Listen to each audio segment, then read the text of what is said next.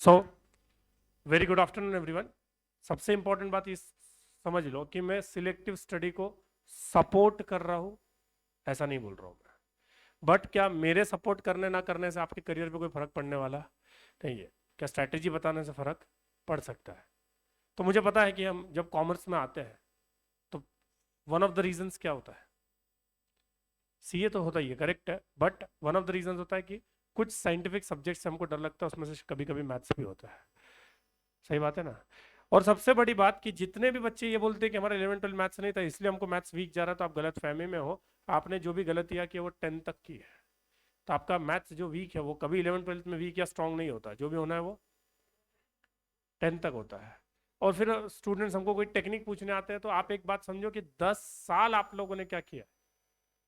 पढ़ाई नहीं की है। वो 10 साल की पढ़ाई एक दो दिन में या एक दो चार महीने में कवर होने वाली नहीं है। बट फिर भी मैं जितनी कोशिश कर सकता हूँ उतनी कर रहा हूँ आपके लिए कि आप क्या करो, पास हो जाओ एटलीस्ट। और ये पास हो जाओ मतलब 50+ मार्क्स लेके आओ। करेक्ट है?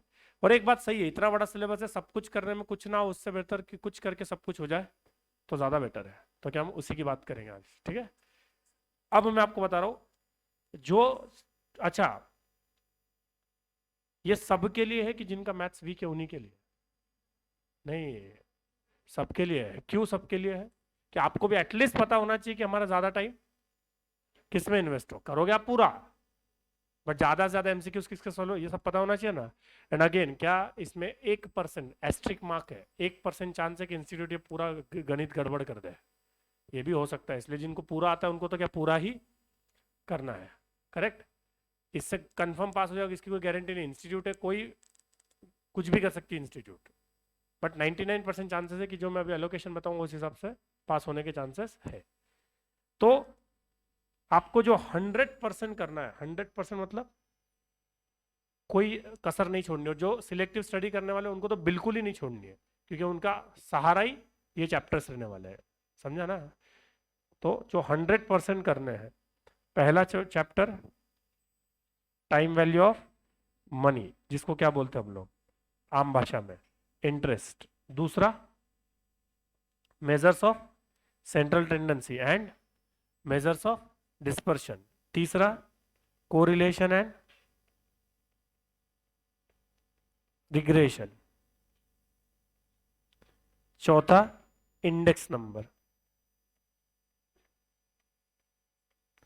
इसमें आपको, और fifth, if you are CA foundation student, logical reasoning. क्या इसमें कोई कॉम्प्रोमाइज अलाउड? इसमें कोई कॉम्प्रोमाइज अलाउड? कंपलसरी क्या करना पड़े? और करना पड़ेगा मतलब एकदम डिटेल में ज्यादा से ज्यादा एमसीक्यू सॉल्व करके। Is that clear? अगर इंस्टीट्यूट का पास्ट हम लोग माने तो it carries 10 marks, it carries 10 marks, it carries 3 marks, it carries 3 marks, and it compulsorily carries 20 marks. कितने मार्क्स? तो कितने मार्क्स का ये हो चुका है?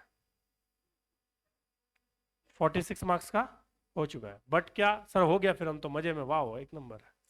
क्या 46 मार्क का पेपर आएगा और 46 पूरे आने वाले हैं? क्या 46 मार्क का नहीं, इसमें से 25 मार्क का आ जाए, ऐसा भी हो सकता है। कुछ भी हो सकता है। लॉजिकल रीजनिंग को चैलेंज नहीं कर सकते, कंपलसरी है, बट फिर भी।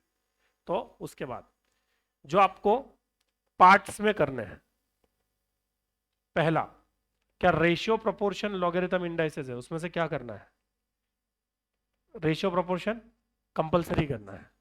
दूसरा स्टैटिस्टिकल डिस्क्रिप्शन ऑफ डेटा करके एक चैप्टर है, उसके साथ एक और जुड़ा हुआ है sampling theory. Correct?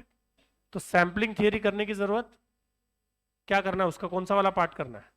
Statistical description of data. Sets relations functions में क्या डिटेल में करके जाना है? सेट्स।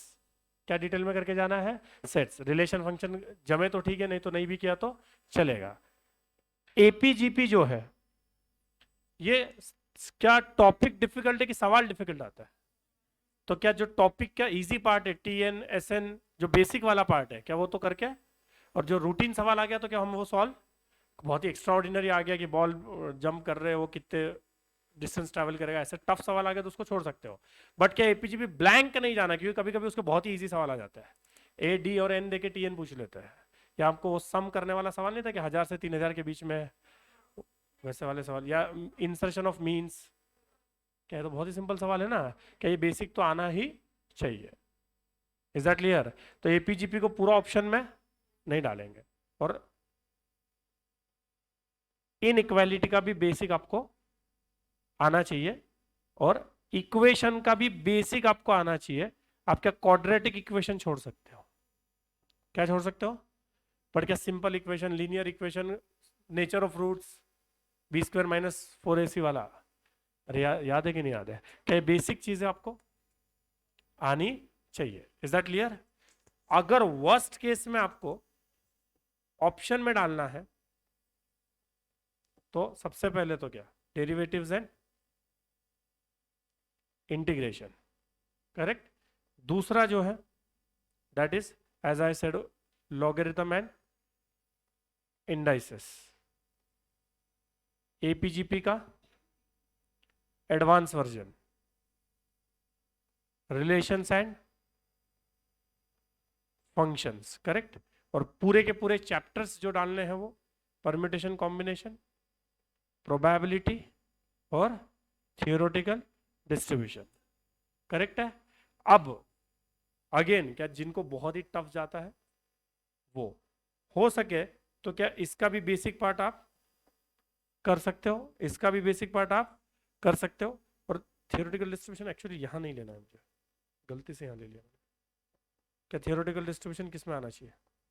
कंपलसरी में। क्या बहुत ही सिंपल चैप्टर है वो। थियोरेटिकल डिस्ट्रीब्यूशन याद है ना, एनसीएक्स वाला, यस और नो? हाँ। अब कई लोगों को शॉक लगा होगा, सर ये पीएनसी आप प्रोबेबिलिटी आप यहाँ डालोगे, हमने उम्मीद नहीं रखी थी।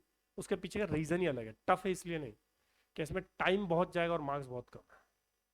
आपको क्या लगता है पीएनसी में आपको सेल्फ स्टडी करने में 10 दिन जाएंगे कम से कम, अगर सारी बुक्स उसके सॉल्व करोगे तो कितने दिन जाएंगे? और 15 दिन जाएंगे प्रोबेबिलिटी में।